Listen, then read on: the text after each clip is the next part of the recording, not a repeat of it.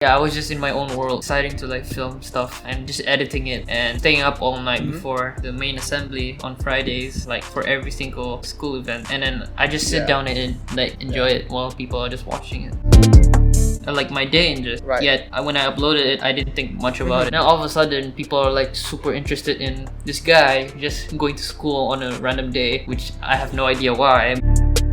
Did you ever expect it to blow up the way it did? Not at all. Not at all. I wouldn't fathom something like that to happen to me in any way. There's a lot of talented people out there, and it's hard for them to express it because people tend to shoot you down right away. Did you ever get hate comments? All the time. Well, what were they like though? What would they usually say? They call me like Bruneian slang words, like Bruneian insults. Welcome back to Talhah Show. I'm your host Talhah Zubayer, and today we have Adam Syed, YouTuber, cinematographer, photographer, all the fucking graphics. He started YouTube about like what, 4 years ago? 3 years ago? 2017, July 2017. So 3 years already. Oh, it's almost your anniversary, right? Because it's July. Yeah. I started my first post on Instagram was on the 6th of July, and I just started posting since then. When you first started, it wasn't Adam Syed, right? It was Adam Dance. That's the first thing you did. People made fun of me for that, and but I did pull through it, and I did decide to change my name from Adam Dance to Adam Syed because I don't want people to know me as a guy who dances. I want people to know me as a guy that does more than dancing. Well, why did you start YouTube? By the way, why not just stick to Instagram? Why YouTube? Because I don't know. I just felt bored. I decided to, in order to know how to edit videos, of course, you gotta learn how to. You gotta learn. So slowly that developed into an interest of watching YouTube videos about like tutorials and everything. But slowly that turned into my interest in making more videos on YouTube, I guess. Yeah. When you first started editing your videos, what did you use to edit? Oh, okay. What software? I used Sony Vegas Pro. That was more of an amateur level, and then slowly that developed into Premiere Pro, and I've been using that since then. Because all the best YouTubers and filmmakers, they use it. So even my uni right now, they're the mandatory program that you're supposed to use is Premiere Pro. How long did it take you to learn Premiere Pro? 3 years. 3 years. Actually, no. You meant like to 3 years. No, as in like to master it. No, I haven't mastered it, but let's say to know how to use videos, the okay. 2 weeks, 3 weeks, like less than a month because 2 weeks. Yeah, because I started using it when it was before year 13 started. It was the summer break, and I was editing the ODC video, which was for the ODC at GIS, and I thought that I made a video using Sony Vegas, and then I thought why not like improve on it with Premiere Pro, and it really did help me become a lot better. When you first started making your YouTube videos, obviously it was your dancing videos, right? Then you moved on to other stuff. You initially started making videos for the school, right? Yeah, I did. Who told you to apply for the school media position? Guess. Mr. Piper. Yeah, Mr. Piper. Yeah, Mr. Piper. Yeah, exactly. He emailed me asking if I'm interested, and then I was like, yeah, sure, why not? And then all of a sudden, I've been emailed and called to like make a video for every single event, and that was pretty gruesome but fun. I was just in my own world, just deciding to like film stuff, and just editing it, and staying up all night before the main assembly on Fridays, like for every single school event, and then I just sit down and like enjoy it while people are just watching it. Did it ever get stressful, like balancing editing videos and like homework and coursework? Depends on which video you're talking about, I guess. For the Earth Day video, like let's say for my last video for GIS, which was the Earth 2019, I wasn't stressed out at all because I was already on top of things, and I was already experienced. Whereas if it was like the earlier videos, it was a bit more difficult because I had to learn I had to learn more, and I was still new to it. So of course I needed to like understand how to balance, how to edit, how to focus on like also coursework at the same time. So yeah. How long does an average video take for the school to like edit and film, etc.? You meant between filming the event and like putting it. Okay, let's say filming takes like obviously a day of filming, right? About editing the actual video. Okay, so usually events happen on a Wednesday, and then I get back home as soon as possible, and then start editing right away. And then on ideal, right, like an ideal time scale, hopefully I finish it. Normally I hope that I would finish it on a Thursday night or a Thursday evening, like that, because the event usually the assembly would be on a Friday morning, right? Yeah. Yep. Always on a Friday morning. Yeah. Yeah. Dude, because you started off making like almost like not montage, like cinematography videos, like musically synced, cool edits, like transitions and stuff. But you switched to vlogging. Yeah. For sometimes. Why did you switch from like just making compilation videos to vlogging?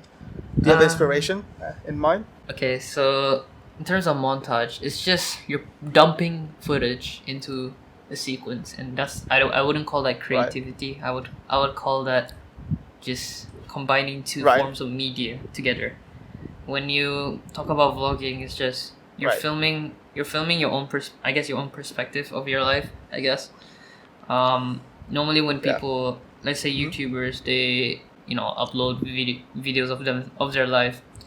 Sometimes it can be filtered, sometimes it's unfiltered, but 100%, like when it comes to my videos, it's all like pure, it's real. None of it's like fake and all that. I mean, why would you want to do that? Yeah. I mean, like you've seen my Jizz video before, and it's just a pure experience. Yeah. It's like a pure, what do you call this? Realistic experience of how my day went throughout my life in Jizz, like my day in Jizz. Right. Yet, when I uploaded it, I didn't think much about it. Just thought, okay, just upload it. Now all of a sudden, people are like super interested in this guy just going to school on a random day, which I have no idea why. But I don't have no idea why. But I guess being realistic with your audience really goes a long way with what you do, I guess. I'm glad that you mentioned that, because I was gonna talk about, because you uploaded a day in the life of Jizz Brunei student about January 2019. Yeah, right? correct. I think What made you think of that video idea? Oh, it was an idea from a comment that I found one time. I was just reading, and then I was like, okay, why not? Why not do it? And then the whole day I was just recording while this is my phone right here, right? The camera's pointing up to my face because I didn't want people to like suspect that I'm filming. So I had my phone as well, like pointed this way. That's why sometimes I forgot, it's teachers. I don't call my teachers anymore. I call them lecturers. So my teachers would usually they would be oblivious about what I'm doing, because I'm just like just moving my phone like this the whole time. And then I just put them in a chronological order from the start of the day until the end of the day. And then what's really nice about it is just that's my experience in going to Jizz. Like let's say if you're a music student, you would probably have like another like path, like it's like different pathways. It's like a music student would go to like a studio and then make some music or anything. And then as for, let's say if you're a DT student just like me, I worked inside the DT lab, like the DT workshops, and I get to use all that equipment and stuff. So yeah, it's all quite unique. Did you ever expect it to blow up the way it did? Not at all. Not at all. I wouldn't fathom something like that to happen to me in any way. What was the reaction again? So in 24 hours, how many views did it get? It only started going viral after 2 months. I uploaded it on the 30th of January, and it started getting viral around early March. I decided to take advantage of the rise by uploading videos at that time. so I'd be able to get a lot of Right. traction, and slowly enough, it slowly died off, Yeah. and it just leveled. You know that video right now, the just vlog thingy, it still gets how many views? It still gets about 4,000 views per month.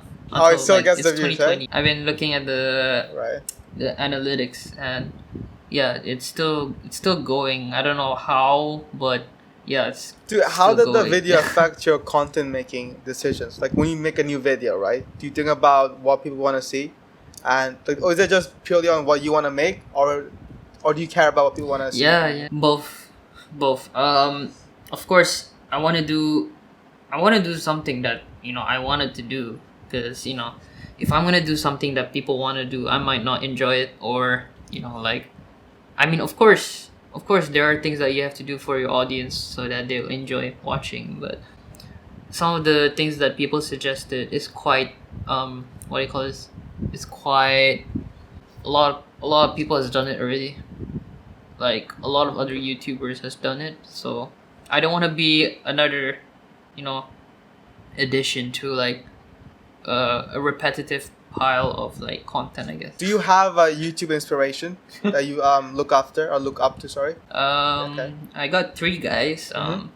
Sam Calder, Okay.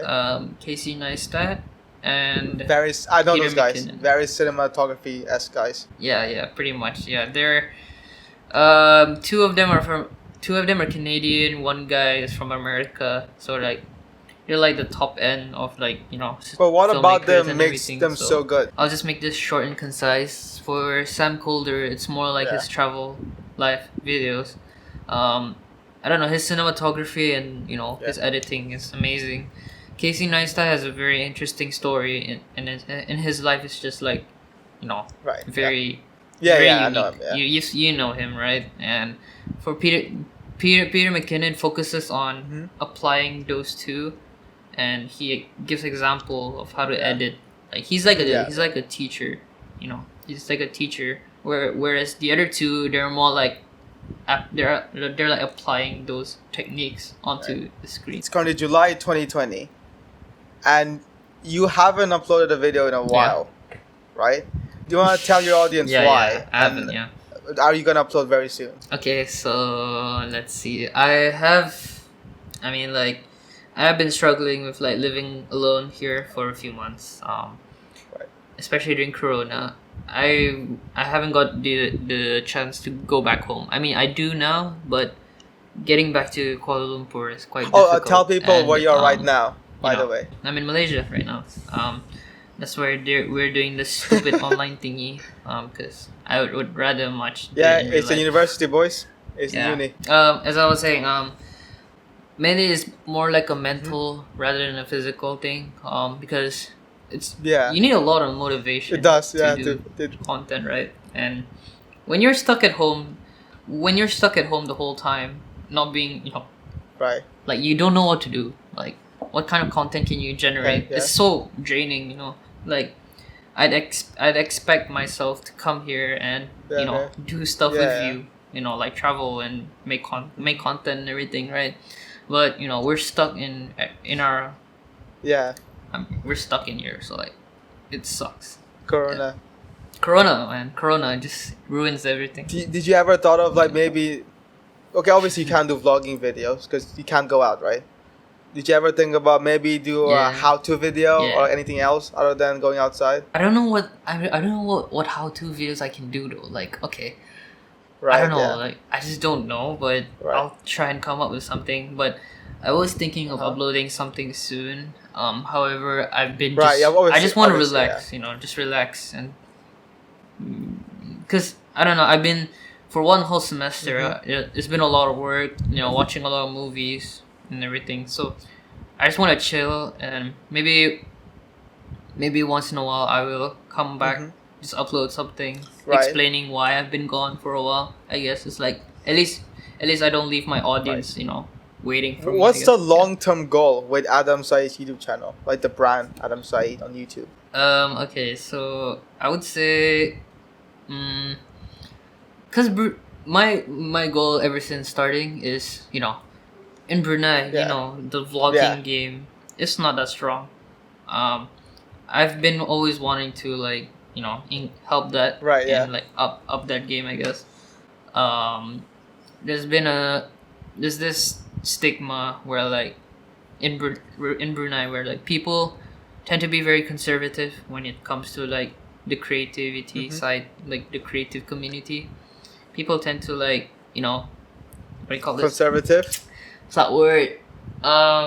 Undermine, okay. People undermine the creative community a lot. It's a shame because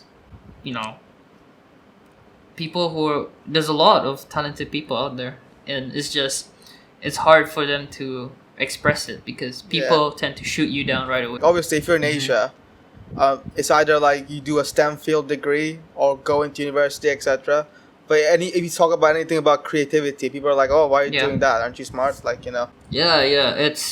It's like a social, what do you call this? Social expectation. You're like, oh, if you're Asian, you have to be a doctor. No, that's not how things go. Come on. There's plenty of creative people out there who has been successful. I mean, that's the reason why this community is very, very underappreciated because, people are very conservative. So when you were making close-minded. content in Brunei, did you ever get hate comments? All the time. Well, what were they like though? What they usually say? They call me like Bruneian slang words like Bruneian insults. Some of them are I don't know. I don't like bringing negativity into a podcast, but I'll just say people are people are jealous when it comes to seeing people very, very vocal about things, I guess. Yeah, because all they do, they're just typing away. But when it comes to face, they'll themselves. Did you ever get those? Did you ever let those hate comments get to your mental health? Oh, firstly, yeah, it did because it's new to me. Slowly, I taught myself to be strong, and that really helped me. And back then, I used one of those apps. Yeah, Ask FM, Ask.fm, anonymous. Ask.fm, right? Yeah, I mean, I didn't use Ask.fm. It's one of those other apps that people that were out there, and I used it. It's a way for people to anonymously talk about you, and I mean, what I did was I just block out. I just stopped using it, so I get to focus on what matters, which is the content rather than the comments that these haters, say. Just ignore it. It's just like blocking out. You just gotta block out the negativity in your life if you want to move Because I remember talking to you about mental health, and I think few months ago on Instagram you said how bad your mental health was. What were you going through and how did you recover from it? It's just feeling of loneliness. Mostly because, I mean, I haven't hung out with anyone ever since I came here because everyone went back home and I was just all alone. Until then, I guess it was just talking to people, people like my friends, just talking. Small talk is quite valuable to me. I mean, slowly I met some of my classmates as well, and then we went out and just did work and then Shafiq, Shafiq, right? He's still in KL right now. So ever since he reached out to me, we've been hanging out every week until now. And we're going out tomorrow as well. So we're planning to go to KL later on in August, and we want to just enjoy shop and everything, just run away from uni life, I guess, even though it's just the first semester. Dude, it is stressful. Since this is your first year in uni and it's the first semester is fully online, that feels like shit. Does that just feels like crap? I can't imagine if my first semester was online. I would hate my life. It'd be so annoying. My orientation was online as well. I never met my classmates. I never met my lecturers. Yeah. I mean, dude, I couldn't even celebrate Raya with my family, it sucks. Yeah.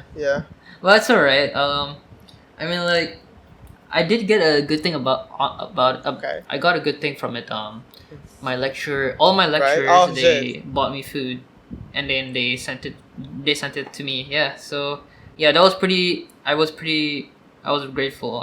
It did make me a bit. Okay. It did make me emotional, but yeah, I guess it's all about those sacrifices you need to make. You don't Yeah. just do YouTube. There's also more to Adam. You had a business going on, right? We gonna talk about that? I used to do photography back then, with my uncle and my cousin. Yeah. That was a long time Right, ago yeah. when I was in Brunei. I was doing photography for graduates. I haven't gone like wedding and everything, but I've done like just mostly graduations, I guess. Yeah, Okay. mostly that, and that was a good side income. Other than that, yeah, it wasn't much. Right. To end the podcast, I'm asking one question. Yeah, What's the sure. one thing Adam Syed wants to do before he dies? be a philanthropist, Okay. I guess. Wait, what's that? So like, basically, hopefully, I want to be successful Yeah. and have a good amount of income, and use that money to help people, Okay. to like help people in need, I guess. Yeah, and hopefully I can build a mosque as well. Like a That's mosque for people to pray yeah. in as well. Yeah, because that's like a dream. Right. I mean, like it's the dream that I've been wanting to, ever since I was young. So hopefully it will be fulfilled. one That's day. Yeah. that's such a wholesome thing, man. Most people say I want to buy this car for myself, or like I want to get this house. But that's a I mean, like those are, of course, those are nice things, but I mean, like, how are they gonna benefit you? I mean, I guess you can so-called flex, but is that gonna make other people feel better about themselves? No, right? okay. Yeah. So like you don't have to buy something to show it off to people. You just buy something or make something that will help people as well.